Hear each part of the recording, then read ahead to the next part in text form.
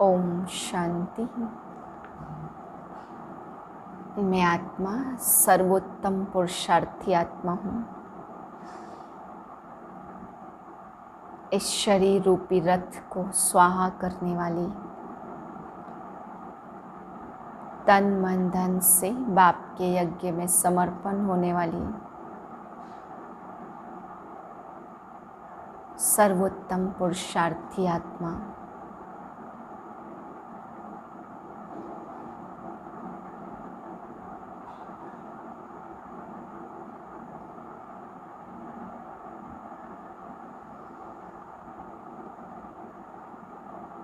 मुझ आत्मा को बाप द्वारा श्रेष्ठ पद की प्राप्ति हो रही है।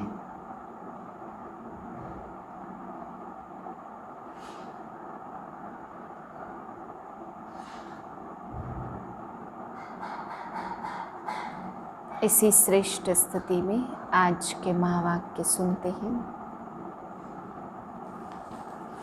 23/6/2021 के महावाक्य हैं। आज बाबा बच्चों को समझाते कि बच्चे, अपने घर परम धाम चलना है तो तुम्हें संपूर्ण पावन बनना है, योग बल से अपना किचड़ा निकालना है। फिर बाबा आज डायरेक्शन दे रहे कि बच्चे 63 जन्मों के पाप भस्म करने हैं और सतयुग में ऊंच पद पाना है, तो तुम बच्चों को विष छोड़ करके अमृत पीना है। इसी एक जन्म में तुम्हें 63 जन्मों के पापों को भस्म करना है। फिर बाबा ने समझाया कि इस दुनिया से आज मनुष्य थक चुके हैं, इसलिए कहते हैं कोई अच्छी दुनिया में ले चलो। तो बाबा कहते हैं बच्चे, जब आप स्वर्ग की स्थापना कर रहे हैं तो नर्क से दिल हट जानी चाहिए। फिर बाबा समझा रहे हैं कि जो बच्चे निश्चय बुद्धि हैं वो बाप को अच्छी तरह से याद कर अपना अंदर का किचड़ा निकालते हैं। निश्चय बुद्धि नहीं है तो याद कम करते हैं। 84 लाख के लिए बाबा ने समझाया कि बच्चे 84 लाख योनियों की बात नहीं है, सिर्फ 84 जन्म है। यहाँ पर सिर्फ 84 जन्मों की कहानी सुनाई जाती तो वह भी कोई नहीं समझ पाते। तो बाबा कहते हैं ऐसे पत्थर बुद्धि भी हैं जो ये भी नहीं समझते कि 84 लाख की बात तो कोई सुना भी न सके, ना उसको समझ सकते हैं। फिर बाबा सोने के लिए बता रहे हैं कि भारतवासियों को सोने से सबसे ज़्यादा प्रेम है। तो बाबा ने कहा क्यों है? क्योंकि भारत में सोने के महल थे, सोने की ईंटें बनती थी। तो कहीं ना कहीं बाबा कहते हैं जो सतयुग की बातें थी वो आज की बातों से लगती हैं। फिर बाबा समझा रहे कि कई बच्चे कहते बाबा जल्दी करो, जल्दी विनाश करो, जल्दी सतयुग लाओ। तो बाबा कहते बच्चे जल्दी कैसे करें? जब तक तुम याद से पावन नहीं बनते, जब तक अपना किचड़ा नहीं निकालते, तो बाप जल्दी कैसे करें? फिर बाबा समझा रहे अकासुर बकासुर जो यज्ञ में गायन है, शास्त्रों में ऐसे ऐसे राक्षसों के नाम हैं। तो बाबा कहते बच्चे ये सब संगम युग का ही गायन है, उल्टा सीधा बोलते हैं, तो यही सब अकासुर बकासुर हैं।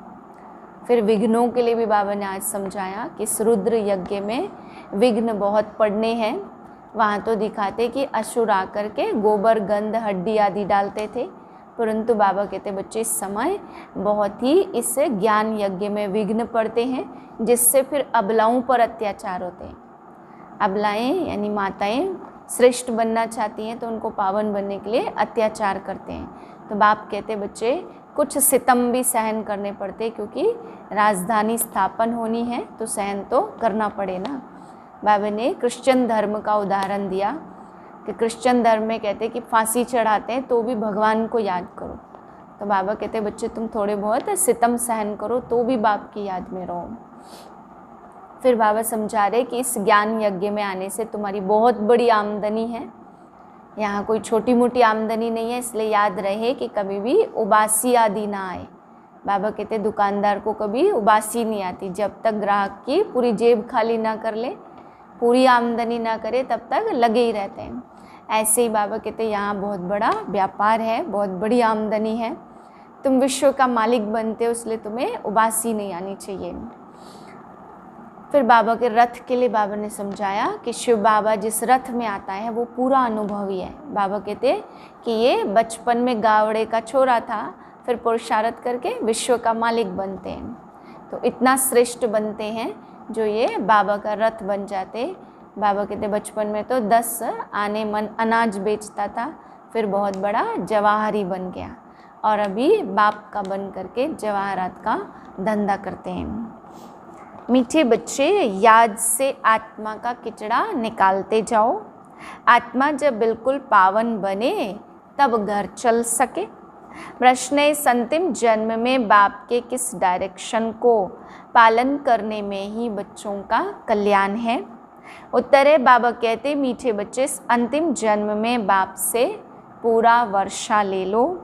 बुद्धि को बाहर में भटकाओ मत, विष को छोड़ अमृत पियो।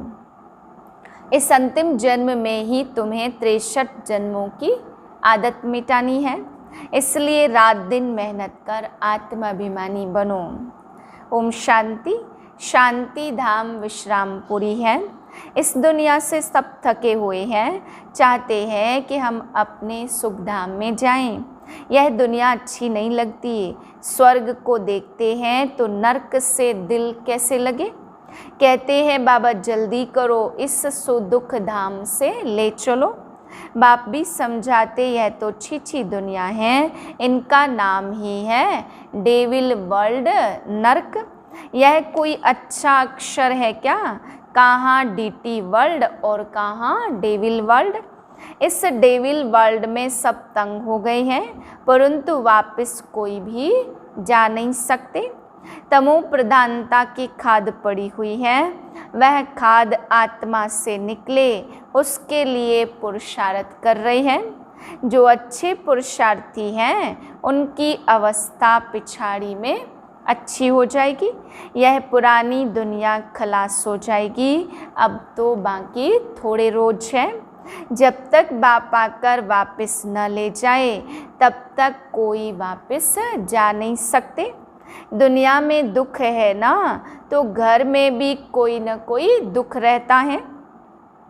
तुम बच्चों के दिल में है बाबा अब हमें दुखों से छुड़ाने आए हैं। जो अच्छे निश्चय बुद्धि हैं वह बाप की याद को कभी भूलते नहीं हैं। उनको कहा ही जाता सर्व का दुख हरता। बच्चे ही पहचानते हैं, अगर सब पहचान ले तो फिर इतने सब मनुष्य कहाँ आकर बैठे। यह हो न सके, इसलिए ड्रामा में युक्ति भी ऐसी रची हुई है। जो श्रीमत पर चलते वही ऊंच पद पा सकते। वह तो ठीक है, सजाएं खाकर भी शांति धाम अथवा पावन दुनिया में जाएंगे, परंतु ऊंच पद पाने के लिए तो पुरुषार्थ करना पड़े।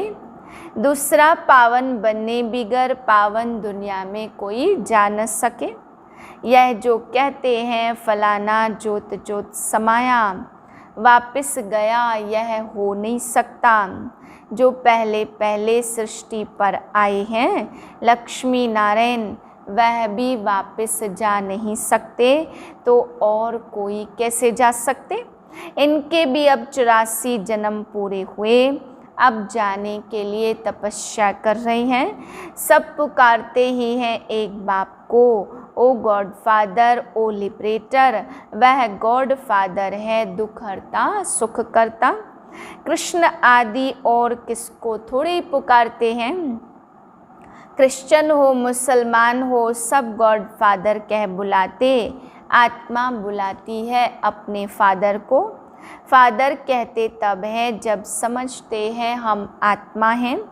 आत्मा भी कोई चीज़ है ना, आत्मा कोई बड़ी चीज़ नहीं है, वह तो एक स्टार है और अति सूक्ष्म है। जैसे बाबा है वैसे ही आत्मा का स्वरूप है। अब तुम बाप की महिमा करते हो, वह सत्यचित्त है, ज्ञान का सागर है, आनंद का सागर है। तुम्हारी आत्मा भी उनके समान बनती है। तुम्हारी बुद्धि में अब सारे सृष्टि के आदि मध्य अंत का ज्ञान आ गया है और कोई मनुष्य मात्र में यह ज्ञान नहीं है। सारा भारत सारी विलायत ढूंढ लो, कोई को भी पता नहीं है। आत्मा 84 जन्मों का पाठ बजाती, 84 लाख तो इम्पॉसिबल है, 84 लाख जन्मों का तो कोई वर्णन कर न सके। बाप कहते तुम अपने जन्मों को नहीं जानते हो, हम सुनाते हैं। वह सब सुनते हुए भी पत्थर बुद्धि समझते नहीं कि 84 लाख जन्म हो तो कोई सुना भी कैसे सकते। अभी तुम जानते हो हम ब्राह्मण हैं, हमने 84 जन्म लिए हैं। ब्रह्मा ने भी 84 जन्म लिए और विष्णु ने भी 84 जन्म लिए। ब्रह्मा सो विष्णु और विष्णु सो ब्रह्मा। लक्ष्मी नारायण ही 84 जन्म ले फिर ब्रह्मा सरस्वती बनते हैं। यह भी समझने की बात है। तो बाप कहते हर 5000 वर्ष बाद मैं आकर समझाता हूँ। 5000 वर्ष का चक्र है। अभी तुमने वर्णों का राज भी समझा है, हम सो का अर्थ भी समझा। हम आत्मा सो देवता बनते हैं, फिर हम सो क्षत्रिय, हम सो वैश्य, हम सो शूद्र बनते हैं। इतने इतने जन्म लेते फिर हम सो ब्राह्मण बनते हैं। ब्राह्मणों का यह एक जन्म है, यह है ही तुम्हारा हीरे जैसा जन्म। बाप कहते यह तुम्हारा उत्तम शरीर है, इससे तुम स्वर्ग का वर्षा पा सकते हो। इसलिए अब और कोई तरफ भटको मत।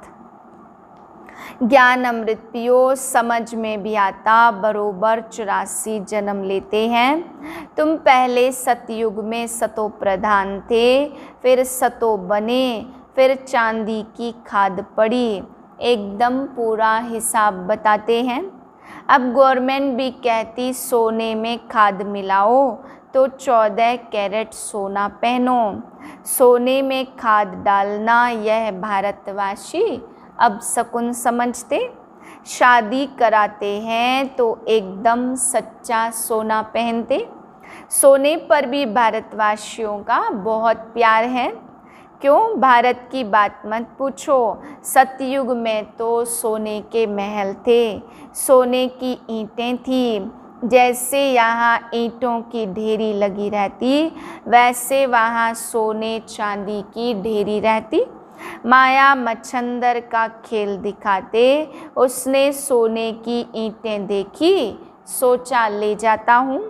नीचे उतरा तो देखा कुछ भी नहीं है, कुछ न कुछ बात लगती है। बच्चियाँ समझती हैं अभी हम फिर से स्वर्ग में जाते हैं। फिर अगर पति आदि तंग करते तो बेचारी अंदर में रोती है, कब हम सुखधाम में जाएंगे। बाबा आप जल्दी करो। बाप कहते बच्चे जल्दी कैसे करूं, पहले तुम योग बल से अपना किचड़ा तो निकालो। योग की यात्रा पर रहो। बाप धीरज देते, पुकारते भी हैं हे पतित पावन आओ।